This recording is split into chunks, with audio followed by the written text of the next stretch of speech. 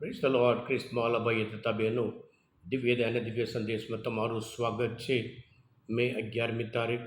આ સંદેશ તમારા સૌ માટે અને તમારા પરિવારજનો વિશે પ્રાર્થના કરું છું. તમારા બાઇબલ લઈ લો, પ્રભુના વચન સાંભળીએ. યોહાન ગ્રંથ 15મો અધ્યાય 26થી 16મો અધ્યાય 4મી કલમ સુધી. પિતા પાસેથી હું જેને મોકલનાર છું તે બેલી એટલે કે પિતા તરફથી આવનાર સત્ય સ્વરૂપ પવિત્ર આત્મા જ્યારે આવશે ત્યારે તે મારા પક્ષમાં સાક્ષી પૂરશે અને તમે પણ મારા સાક્ષી થશો. છેક કારણ શરૂઆતથી તમે મારી સાથે છો. આ બધું મેં તમને એટલા માટે કહ્યું છે કે તમારી શ્રદ્ધા ડગી ના જાય. લોકો તમારો સભાગૃહમાંથી બહિષ્કાર કરશે. એટલું જ નહીં, પણ એવો સમય આવી રહ્યો છે જ્યારે તમારો જાન લેનાર કોઈ પણ પોતે ઈશ્વરની સેવા કરી રહ્યો છે એમ માનશે. તેઓ આ બધું કરશે એનું કારણ એ છે કે તેઓએ નથી ઓળખ્યો પિતાને અને નથી ઓળખ્યો મને. આ બધું મેં તમને એટલા માટે કહ્યું છે કે જ્યારે એ બધું બનવાનો સમય આવે ત્યારે તમને સાંભળે કે મેં તમને એ કહ્યું હતું. આ પ્રભુની વાણી છે, તે આપણો આધાર છે. ખ્રિસ્તમાં ભયતા બહેનો, આજના પહેલા શાસ્ત્રપાઠમાં પાઉલ ખ્રિસ્તી ધર્મને યુરોપ લાવે છે. ફિલિપી ત્યાં આવે છે અને ત્યાં એક લીડિયા કરીને એક ધાર્મિક સ્ત્રીને મળે છે.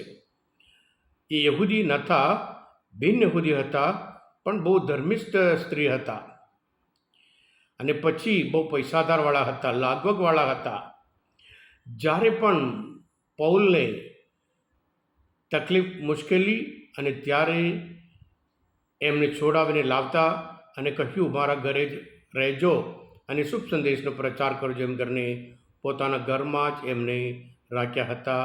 આ સ્ત્રી લીડિયા ઇન યુરોપ, ફિલિપીમાં. અને આજના શુભ સંદેશમાં પ્રભુ ધીરે ધીરે એમને બધા એમના શિષ્યને તૈયાર કરે છે. એમને એવું નહીં લાગવું જોઈએ કે હું જાઉં છું તેઓ એકલા છે. એટલે પ્રભુ ગેરંટી આપે છે, હું જઈશ એટલે તમે એકલા નથી, તમારે બિલકુલ ડરવાની જરૂર નથી. હું સત્ય સ્વરૂપ પવિત્ર આત્માને મોકલીશ. અને પવિત્ર આત્મા શું કરશે એ પણ પ્રભુ અમને સમજાવે છે. પવિત્ર આત્મા એમને બધાને સત્ય તરફ લઈ જશે, દોરી જશે.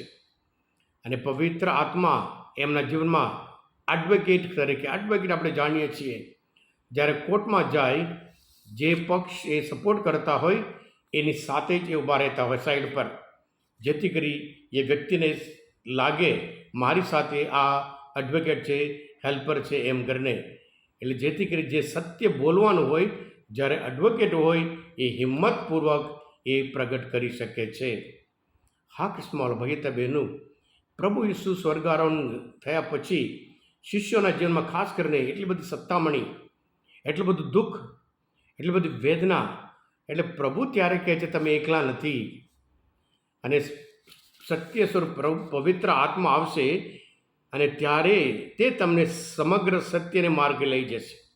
અને સાથે સાથે યોહાનના ગ્રંથમાં 16મો જે આપણે જોઈએ છીએ, જ્યારે તે આવશે તે સંસારને પાપ, ધર્માચરણ અને સજાની બાબતમાં ખોટો ઠરાવશે. તે સંસારને પાપી ઠરાવશે. હા કૃષ્ણ ભાઈ બહેનો, આ પવિત્ર આત્માને દુનિયા ઓળખે નહીં. એટલે પ્રભુ કહે છે કારણ કે પવિત્ર આત્મા આપણામાં વસે છે. જ્યારે આપણામાં વસતા હોય, આપણે ઓળખીએ છીએ, એ આપણી સાથે છે.